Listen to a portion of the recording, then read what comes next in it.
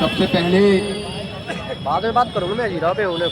आप सभी साथियों को अरे कुछ नहीं, रैली में आया उन्हें। मैं क्रांतिकारी सलाम करना चाहता हूँ।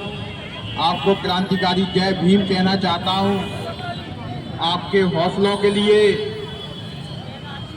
आपकी इस दबंगियाई के लिए कि आप उस आरएसएस के जो एक तरीके से हमारा शहर गढ़ बनता जा रहा है, उस गढ़ में लगातार धरने और प्रदर्शन कर रहे हैं। जिस दिन से बाबा साहब का अपमान देश के गृह मंत्री ने संसद में किया है, उस दिन से लगातार इस शहर में आरएसएस की छातें, हमने पुतला जलाया, हमने जगह जगह धरने प्रदर्शन किए। आज एक बार फिर वो अजीरा चौराया जहाँ हमेशा से दलितों को दबाने का, उनके खिलाफ जो है अत्याचार करने का काम किया गया, उस अजीरा चौराहे पर एक बार फिर हम लोग इकट्ठे हुए हैं। आप लोगों के हौसलों को सलाम, आपको क्रांतिकारी जय भीम।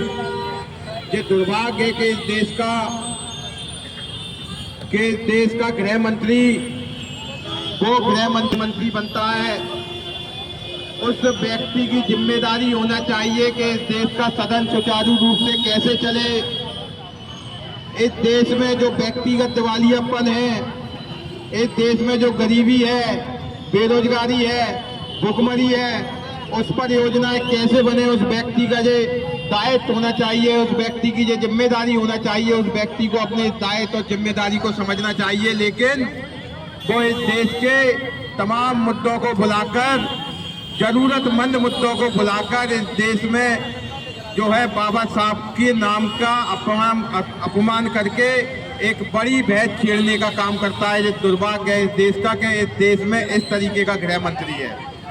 वो गृह मंत्री जो इस देश की आंतरिक और बाहरी सुरक्षा के लिए जिम्मेदार है, वो गृह मंत्री इस देश के अंदर दंगे कराने का काम करता है।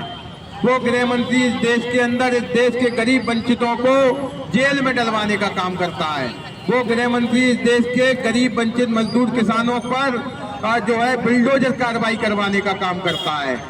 हमने देखा इन 10 सालों के अंदर भाजपा की सरकार ने इस देश के गरीब वंचित मजदूर किसानों पर क्या जुल्म नहीं किए। किसान आंदोलन हुआ तो किस तरीके से 750 किसानों की शहादत को संसद में इन लोगों ने बुला दिया। जब किसान दिल्ली की ओर कुछ किए तो क्या रोड़ें नहीं रोकी गई, और वहां कांटे बिछाए गए, वहां पे जो है बिजली के तार लगाए गए, करंट वाले तार लगाए गए, बुलडोजर खड़े किए गए।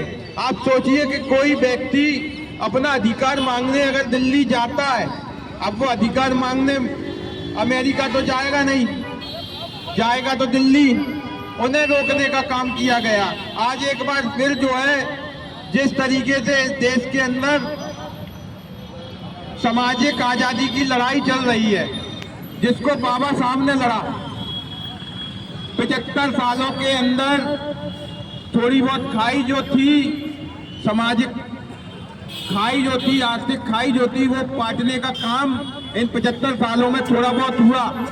लेकिन आप सोचिए जो 1-2%, 3% जो काम इस देश में हुआ, जिससे दलित पिछड़ों को उनका प्रतिनिधित्व मिला, उनको हक और अधिकार मिले इस देश के संविधान की बदौलत, वो उनको पच नहीं रहा। आप सोचिए, कल्पना कीजिए, आप सोचिए कि किस तरीके से जो इस संवैधानिक व्यवस्था जो दलित पिछड़ों, आदिवासियों को, गरीब वंचित मजदूर किसानों को हक और अधिकार देने की बात करती है, अगर उन्हें 100% हक और अधिकार मिल गए तो इनका जुल्म जो है क्या होगा, जब 2-4% में, 5% में इनके जुल्म जो हैं।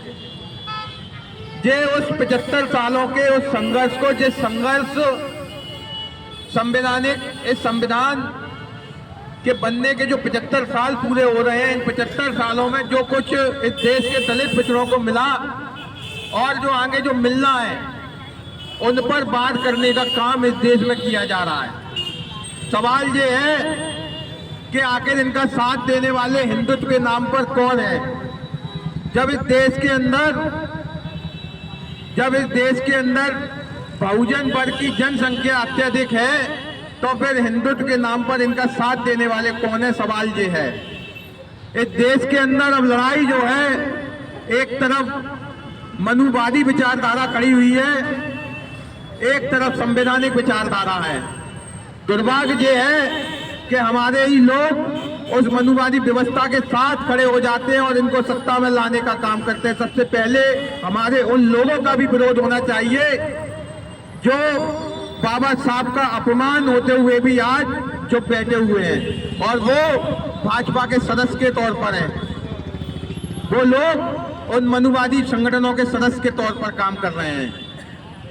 उन लोगों की वजह से, ऐसे लोगों को जो मनुवाद के पोषक हैं, जो मनुस्मृति के पोषक हैं, उन्हें बल मिलता है। अमित शाह जैसे लोग, नरेंद्र मोदी जैसे लोग, अंबानी अडानी जैसे लोग और मोहन भागवत जैसे लोग जो इस देश में संवैधानिक व्यवस्था के खिलाफ बोलने का काम करते हैं, जो बाबा साहब को संसद में अपमान करने का काम करते हैं। ये भूल जाते हैं कि बाबा साहब के लिखे हुए संविधान के नियम अनुसार ही संसद का संचालन किया जाता है और उस संसद में बैठ के ये बाबा साहब का अपमान कर रहे हैं। बाबा साहब का अपमान मतलब देश का अपमान है। और मैं इस धरने के माध्यम से ये मांग करना चाहता हूँ, हमने पुतला जलाया इस ग्वालियर शहर में, तब भी हमने मांग की। हमने जगह जगह प्रदर्शन किए, तब भी हमने मांग की। हम इस धरने के माध्यम से भी ये मांग करना चाहते हैं कि देश के गृह मंत्री पर जो है देशद्रोह का केस चलना चाहिए। और वो केस इसलिए चलना चाहिए क्योंकि बाबा साहब का अपमान और देश का अपमान है। बाबा साहब का अपमान देश की जनता का अपमान है और देश के अपमान करने वाले व्यक्ति के खिलाफ देशद्रोह का केस चलना चाहिए। और ये मांग इस धरने से हम करते हैं कि उन्हें नैतिकता के आधार पर इस्तीफा दे देना चाहिए। और ये मांग, अगर वो इस्तीफा नहीं देते हैं तो राष्ट्रपति से जो हमारी मांग है कि उनको तत्काल प्रभाव से पद से बर्खास्त कर दिया जाए। अगर उन्हें इस तरीके से हटाया नहीं जाता है, वो इस्तीफा नहीं देते हैं, उन्हें हटाया नहीं जाता है उनके पद से, तो आप सोच सकते हैं कि किस तरीके से वो आगे भी देश की संवैधानिक व्यवस्थाओं के खिलाफ बोलने का काम करेंगे। ये वही गृह मंत्री हैं जिन्होंने मुसलमानों का कत्लेआम कराया। ये वही गृह मंत्री हैं उस गुजरात राज्य से आते हैं जहां दलितों को मूंछ रखने पर जो है मार दिया जाता है।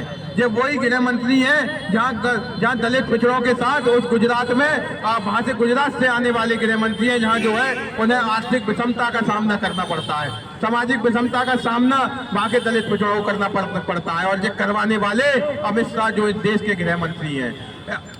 मेरे से पहले हमारी जो साथी यहाँ बोल रही थी, उनने कहा था कि जो इस देश में हमेशा सवाल हमारे द्वारा पूछा जाएगा।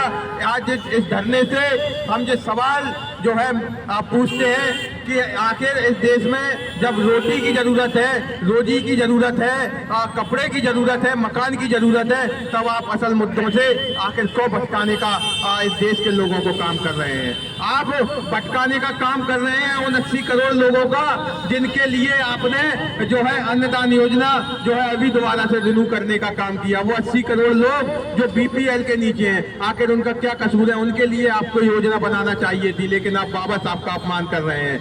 आप बाबा साहब का जब जब अपमान करेंगे तब तब इस देश के दलित, पिछड़े, आदिवासी, गरीब, वंचित, मजदूर, किसान जो है एक साथ आपके खिलाफ खड़े होंगे। आपकी इस मनुवादी व्यवस्था के खिलाफ, आज की इस मनुस्मृति वाली व्यवस्था के खिलाफ, आज इस ग्वालियर के हजीरा जो ऐतिहासिक जगह है वहां से कहना चाहते हैं, इस हजीरे पर, ऐतिहासिक जगह पर जितने आपने जुल्म किए हैं इनका भी हिसाब लिया जाएगा। दलित पिछड़ों पर जितने जुल्म हुए हैं इस हजीरा चौराहे पर, इस ग्वालियर में जितने जुल्म हुए उनका भी हिसाब लिया जाएगा। हम डरने वाले नहीं है, हम लड़ने वाले लोग हैं। हमारे खिलाफ जितना आप दमन करोगे उतनी ही ताकत से हम आपके खिलाफ और आपकी मनुवादी व्यवस्था के खिलाफ लड़ने का काम करेंगे, आपके इस मनुस्मृति वाली व्यवस्था के खिलाफ लड़ने का काम करेंगे।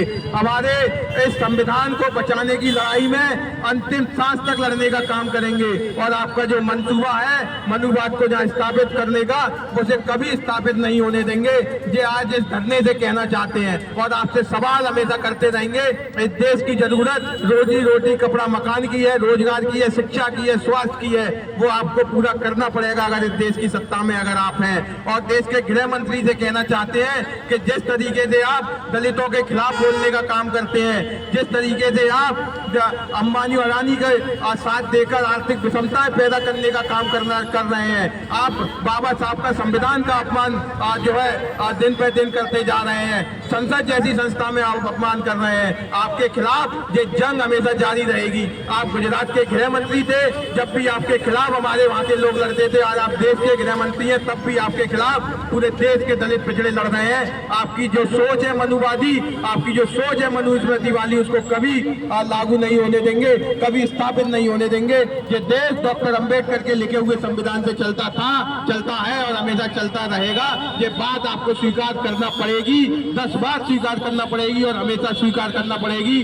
बहुत बहुत धन्यवाद, बहुत बहुत शुक्रिया। और इंकलाब जिंदाबाद। जय जय जय जय जय भीम, जय जय जय जय भीम।